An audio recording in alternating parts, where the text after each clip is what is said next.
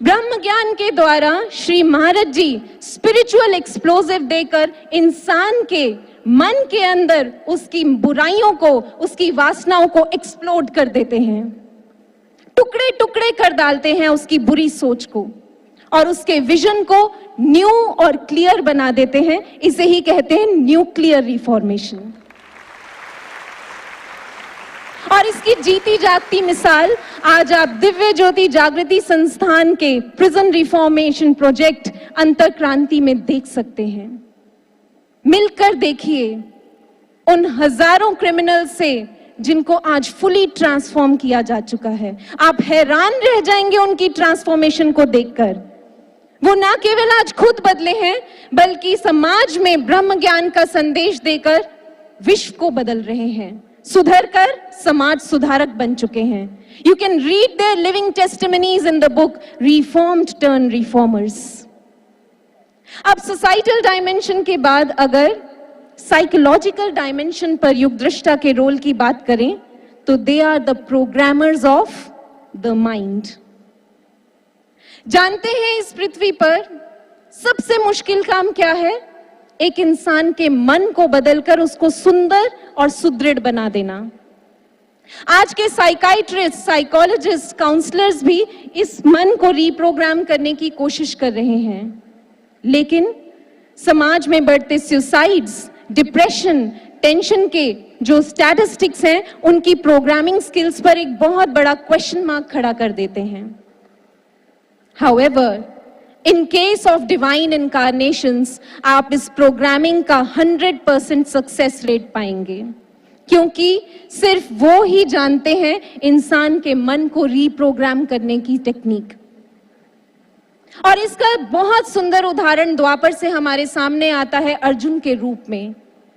अर्जुन के मन का प्रोग्राम भी, उसमें भी बहुत सारे एरर्स आ गए थे।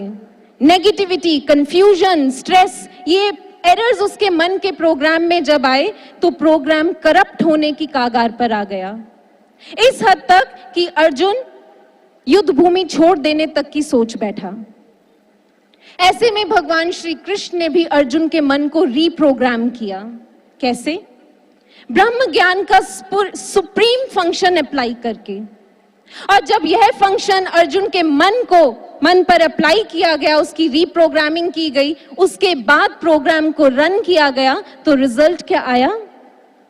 वही अर्जुन जो पहले कहता था मैं युद्ध नहीं लड़ूंगा, अब गांडीव उठाता है और बुलंद स्वर में कहता है नष्टो मोह स्मृति लब्ध्वा, हे केशव मेरी स्मृति लौट आई है, मैं युद्ध लड़ूंगा। कर्म क्षेत्र में डटकर अपने चैलेंजेस को फाइट करूंगा, उनसे डरकर भागूंगा नहीं।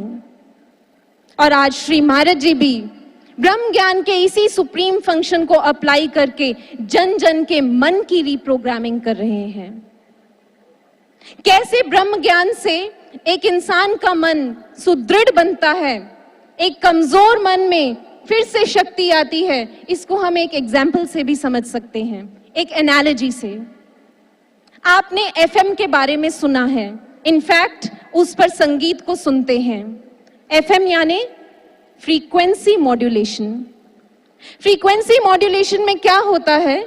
एक कमजोर वेव, लो फ्रीक्वेंसी सिग्नल को एक स्ट्रॉन्ग वेव, एक हाई फ्रीक्वेंसी सिग्नल पर सुपर इम्पोज कर दिया जाता है, ताकि जो कमजोर तरंग है वो स्ट्रॉन्ग तरंग का सहारा लेकर गति पकड़ सके और अपने लक्ष्य तक, निर्धारित लक्ष्य तक पहुंच सके। ठीक इन्हीं लाइंस पर आज श्री महाराज जी हर इंसान के अंदर एसएम यानी स्पिरिचुअल मॉड्यूलेशन कर रहे हैं।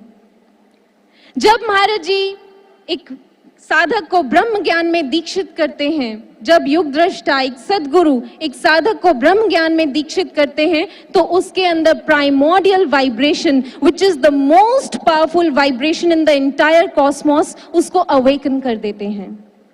और जब साधक ध्यान साधना में बैठता है तब उसका कमजोर मन जो होता है वो इस सुप्रीम प्राइमोर्डियल वाइब्रेशन के ऊपर सुपर इम्पोज होकर स्ट्रॉन्ग बनता है, उसका मनोबल बढ़ता है और वो अपनी लाइफ की सारी चैलेंजिंग सिचुएशंस को बहुत जिंदा दिली से डील करता है, उनसे युद्ध करता है और विजयश्री हासिल करता है।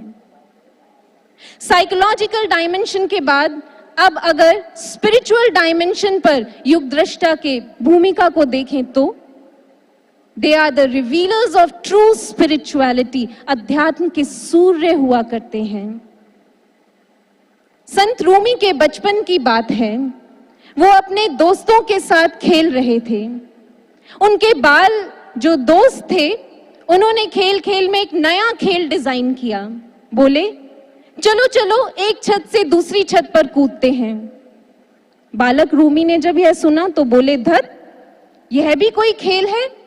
हम खुदा की संतान हैं, खुदा की औलाद हैं। हमें तो ऐसी छलांग लगानी है जो एक छत से दूसरी छत पर नहीं बल्कि इस संसार से खुदा के घर तक पहुंचा दे। निसंदेह यह छलांग अंदर की छलांग की ओर इशारा है, जिसे भगवान श्री कृष्ण ने भी, जिसका उद्घोष किया द्वापर में कुरुक्षेत्र की युद्ध भूमि पर, जब उन्होंने यह उद्घोष किया दिव्यम ददामि ते चक्षु पश्यमे योगमेश्वरम, यह भी उस हाईएस्ट जम को प्रदान करने का इंडिकेशन था जो उन्होंने अर्जुन को दी भी। उसका दिव्य चक्षु खोलकर उसे ईश्वर के साथ जोड़ दिया, ईश्वर का साक्षात्कार करा दिया, उसकी लाइफ में वो हाईएस्ट जंप दे दी। डियर ब्रदर्स एंड सिस्टर्स, आप भी अपनी लाइफ में इस हाईएस्ट जंप को अटेन कर सकते हैं by the grace of his holiness Shri Ashutosh Maharaj ji, और अपनी जिंदगी को शांति और खुशी की अनंत ऊंचाइयों को प्रदान कर सकते हैं। DJJS welcomes you.